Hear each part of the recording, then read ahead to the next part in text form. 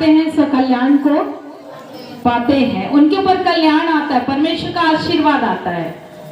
मैं आपको बताना चाहती हूँ कि जब वचन को ही सुनते हैं, वचन पर मन लगाते हैं, वचन के अनुसार चलते हैं, तब हमारे जीवन में आशीर्वाद आता है, तभी हमारे जीवन में आशीष बना रहता है। और बहुत अच्छा परमेश्वर का वचन हमने इस समय में भाई के द्वारा सुना। चर्च के विषय में वो बता रहे थे, और चर्च बिल्डिंग अलग है और चर्च कलीसिया परमेश्वर के द्वारा चुने हुए लोग अलग हैं और बिल्डिंग अलग है। और परमेश्वर हमको अलग किया है कि हम परमेश्वर की महिमा और परमेश्वर की आराधना को हम करने पाए। और मैं इस बात को बताना चाहती हूँ कि परमेश्वर के भवन में आने वाले लोग, परमेश्वर के भवन में हाथ बढ़ाने वाले लोग किस प्रकार से और कैसे आशीषित होते हैं। और पहली बार जब आप बाइबल को पढ़ेंगे तो पहली बार एक परमेश्वर का जन जिसके मन में केवल विचार आया, एक जन जिसके मन में केवल विचार आया, और वो है दाऊद। दाऊद के मन में विचार आया कि मेरा घर तो बहुत अच्छा है, लेकिन परमेश्वर का संदूक जो है वो चलायमान है, तंबू में है। केवल विचार आया। और बाइबल इस बात को बताता है कि जब उसके मन में ये विचार आया कि परमेश्वर का भवन को बनाए, तो परमेश्वर ने उसके विचार को ग्रहण किया और ग्रहण करके सदा काल तक उस परिवार को, उस घराने को आशीषित कर दिया। आमीन, हालेलुया। हमारा परमेश्वर वायदों का परमेश्वर है। कई बार हमको भविष्यवाणी सुनना अच्छा लगता है ना, कब हमारे लिए कोई कुछ बोले, लेकिन मैं हमेशा इस बात को मैं बोलती हूँ कि भविष्यवाणियां उस समय पूरी होगी जिस समय आप उसके काबिल होंगे या उस प्रकार से आप चलेंगे। क्योंकि यदि भविष्यवाणी हो गई और उसके अनुसार नहीं चले तो आशीषित नहीं होंगे। परमेश्वर ने इस बात को कहा, दाऊद को चुनने से पहले परमेश्वर के शब्द थे कि मेरे मन के अनुसार। तो परमेश्वर के मन के अनुसार व्यक्ति राजा बना, और जब राजा बना तो उसके मन में परमेश्वर के लिए भावना आया, और परमेश्वर ने उसको और उसके घराने को आशीषित कर दिया। और जब इस परिवार ने जो बोझ उठाया, तो मैं विश्वास करती हूँ कि परमेश्वर ने इस पूरे घराने को आशीषित किया है। आमीन, हालेलुया। मैं चाहती हूँ कि एक वचन खोलकर पढ़ें, और परमेश्वर ने उस वचन को बहुत पहले मुझे जब दिया था, यिर्मयाह उसका 17 अध्याय और 12 पद को जब हम पढ़ते हैं तो वहाँ पर परमेश्वर का वचन कहता है, कोई भी पढ़ दीजिए। हमारा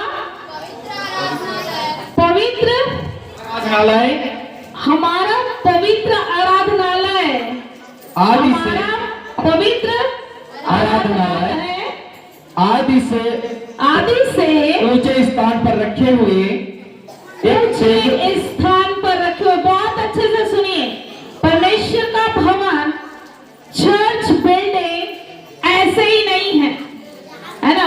चर्च बिल्डिंग ऐसे नहीं हो सकता। पूरी दुनिया में अलग अलग प्रकार से भवन बन रहा, किसी का छोटा किसी का बड़ा, अलग अलग शेप में, अलग अलग दर्शन के साथ लोग बना रहे हैं, लेकिन वो आराधनालय ऐसे ही नहीं है। यहाँ पर वचन कह रहे, एक बार फिर से पढ़ दीजिएगा ब्रदर। हमारा पवित्र आराधनालय आदि से ऊंचे स्थान पर रखे हुए एक तेजोमय सिंहासन के समान है। Hallelujah, hallelujah. क्या आप सुन रहे हैं? आराधनालय क्या है? तेजोमय सिंहासन। क्या है? बोलिए ना जी, अच्छे से बोलिए ना, और अच्छे से। आराधनालय क्या है? ठीक से बोलो ना जी। हालेलुया।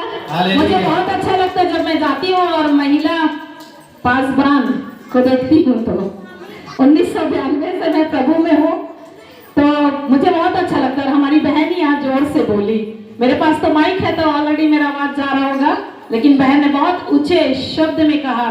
तो आराधनालय क्या है? तेजों में सिंहासन के समान है, साधारण नहीं है।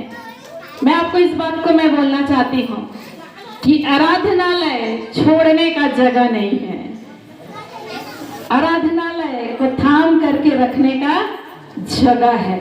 लूका रचित सुसमाचार को जब आप पढ़ेंगे तो एक स्त्री के विषय में परमेश्वर का वचन बताता है। उस स्त्री का नाम था हन्ना और वो 84 साल से विधवा थी। और बाइबल इस बात को बताता है कि 84 साल से वो परमेश्वर के आराधनालय में हुआ करती थी। उसको कुछ देखिए, दुखी थी। एक विधवा स्त्री दुखी ही रहेगी। संतान था या नहीं था उसके बारे में लिखा ही नहीं। पति के साथ केवल 7 वर्ष तक थी और 84 वर्ष तक विधवा थी, लेकिन उसके विषय में लिखा है कि वो प्रार्थना करने में, उपवास रखने में और आराधना करने में, आराधनालय में वो 84 वर्ष तक थी। और मुझे उसका जीवन बहुत अच्छा लगता है। और इसलिए अच्छा लगता है कि वो केवल कुछ पाने के लिए नहीं गई थी, छुटकारा पाने के लिए नहीं गई थी, चंगाई पाने के लिए नहीं गई थी, उसकी कुछ अपने लिए कोई उम्मीद नहीं था, लेकिन एक इंतजार उसको था कि वो उद्धारकर्ता को अपनी आंखों से देख सके। Hallelujah, hallelujah, hallelujah.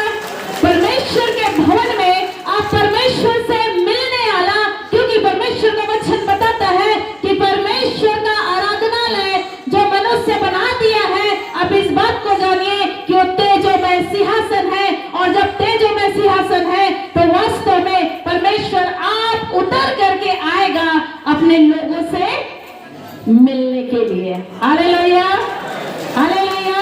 तो मैं इस बात को बोलना चाहती हूँ कि जैसा गैदरिंग आज है, जैसे आप झुंड के रूप में यहाँ पर इकट्ठे हुए हैं, आप खुद आइए और दूसरे लोगों को भी लेकर के आइए, क्योंकि ये वो स्थान है जहाँ परमेश्वर से मुलाकात होती है, जहाँ परमेश्वर जीवन को बदल देता है, जहाँ परमेश्वर एक व्यक्ति के जीवन का निर्माण करता है। हालेलुया।